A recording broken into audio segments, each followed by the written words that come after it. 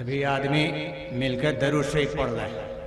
اللہم صلی علی محمد وعلی آل محمد کما صلیت علی ابراہیم وعلی آل ابراہیم انک حمید مجید۔ وقت ختم ہو چکا ہے، پروگرام یہ رات کا آخری حصہ ہے جو مقبول وقت ہے۔ اس وقت کی عبادت اور دعا اللہ تعالیٰ کے یہاں بہت محبوب ہے۔ انتہائی دل جمعی کے ساتھ، اطمینان کے ساتھ ہم نے اور آپ نے اپنے عظیم ہستیوں کا بیان سنا، شعراء کا کلام بھی بہت ہی دلچسپی اور اطمینان کے ساتھ سنا۔ جو کچھ ہم نے سنا وہ کام کی باتیں ہیں اور عمل کی باتیں ہیں۔ سننا اصل نہیں ہے بلکہ اس کو اپنے دل میں جگہ دینا اور ان باتوں کو اپنی زندگی میں اتارنا، یہ اصل چیز ہے۔ ہم اور آپ یہاں سے جو کچھ سنا ہے اپنے دل میں بٹھا لیں اور اس کو اپنی زندگی کی تبدیلی کا، بدلنے کا ذریعہ بنائیں، اصلاح کا ذریعہ بنائیں۔ اللہ تعالی فرماتے ہیں ان اللہ لا یغیر ما بقوم حتی یغیروا ما بانفسہم۔ انسان جب اپنی اصلاح کے لیے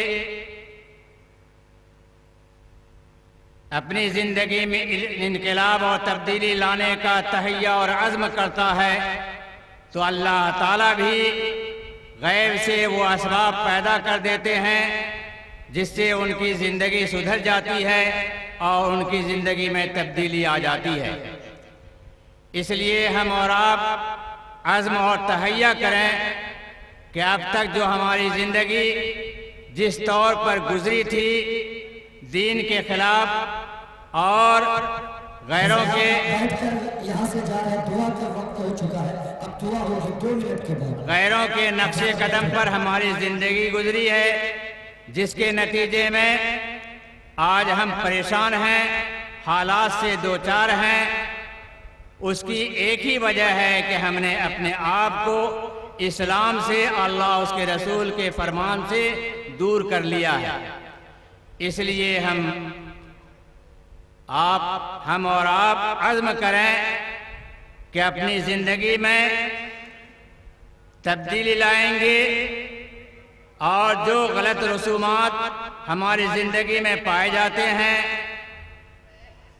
اللہ اس کے رسول کے ناراضگی کے جو کام ہم اور آپ کرتے ہیں، تہیہ کریں کہ ہم آج سے اس سے توبہ کرتے ہیں۔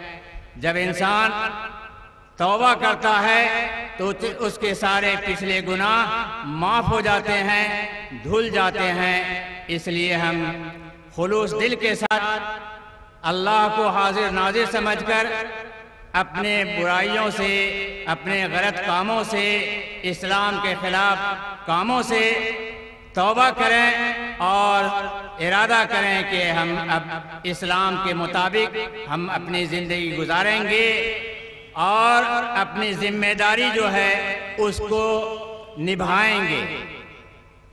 اللہ تعالیٰ نے فرمایا قُوْ أَنفُسَكُمْ وَأَهْلِيكُمْ نَارًا۔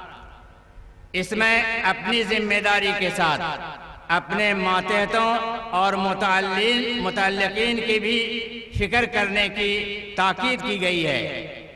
صرف اپنے آپ کو سدھار لینا اور اپنے آپ کو متقی اور پرہیزگار بنا لینا یہی کافی نہیں ہے، بلکہ جو آپ کے ماتحت ہیں، جس کے آپ ذمہ دار ہیں، ان کی بھی اتنی فکر کرنی چاہیے جتنی اپنی فکر ہے۔ اس لیے ہم اپنے ماتحتوں جو بیوی بال بچے ہیں اس کی بھی فکر کریں کہ وہ بھی اسلام کے مطابق زندگی گزاریں۔ اگر ہم اس میں کوتاہی کرتے ہیں تو اللہ کے یہاں گرفت سے ہم نہیں بچ سکتے ہیں۔ اس لیے اپنی زندگی میں اسلام لائیں اور خاص طور پر اپنے لڑکے اور لڑکیوں کو بھی نیک اور صالح بنانے کی کوشش کریں۔ یہی آپ کے لیے ذخیرہ آخرت ہوگا۔ اگر کوئی شخص اپنی اولاد کو نیک و صالح بنا کر اس دنیا سے گزرتا ہے تو مرنے کے بعد جو ثواب مرنے کے بعد بھی جاری رہتا ہے، ملتا رہتا ہے، اس میں اولاد صالح بھی ہے۔ اگر ہم نے اپنی اولاد کی تربیت اور تعلیم صحیح کیا اور دین کے مطابق کیا تو یہ ہمارے آخرت کے لیے کامیابی کا ذریعہ بنے گا، اور یہ نیک اولاد دنیا بھی ہمارے بہتر بنائے گا اور آخرت میں بھی کامیابی آئے گی۔ اس لیے انہی چند باتوں کے ساتھ جو جلسے کا خلاصہ ہے کہ ہم اپنی زندگی میں سدھار لائیں اور آج کی باتوں کو غور سے اپنے دل میں ٹھنڈے دل سے اس پر غور کریں اور اس کے مطابق چلنے کا تہیہ کریں۔ اب سبھی لوگ جو ہے اللہ تعالیٰ سے دعا فرمائیں۔ اللہم صلی علی محمد وعلی آل محمد کما صلیت علی ابراہیم وعلی آل ابراہیم انک حمید مجید۔ اللہم بارک علی محمد وعلی آل محمد کما بارکت علی ابراہیم وعلی آل ابراہیم انک حمید مجید۔ ربنا آتنا فی الدنیا حسنہ وفی الآخرۃ حسنہ وقنا عذاب النار۔ ربنا اغفر لنا ذنوبنا وکفر عنا سیئاتنا وتوفنا مع الابرار۔ اللہم اغفر لی ولوالدی ولمن توالد ولجمیع المسلمین والمسلمات۔ اللہم انصر الاسلام والمسلمین، اللہم انصر الاسلام والمسلمین، اللہم احفظنا من کل بلاء الدنیا وعذاب الآخرہ۔ یا الہ العالمین، ہم خطا کار گنہگار ہیں، اے اللہ تو اپنے حبیب کے صدقے میں ہمارے گناہوں کو معاف فرما۔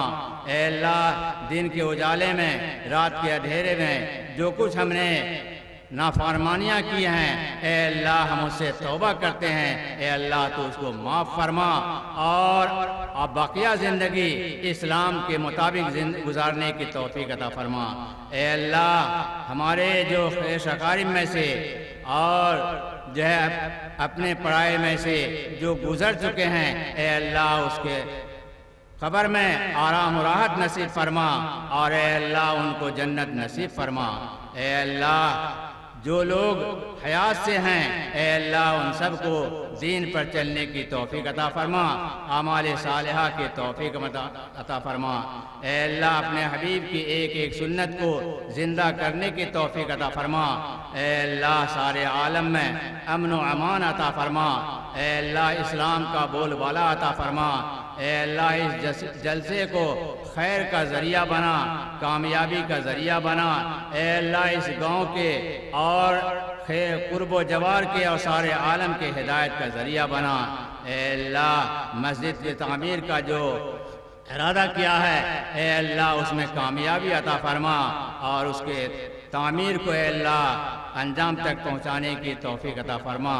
ربنا تقبل منا انك انت السميع العليم وتب علينا انك انت التواب الرحيم، وصلى الله تعالى على خير خلقه محمد وعلى آله وصحابه واهل بيته اجمعين برحمتك يا ارحم الراحمين۔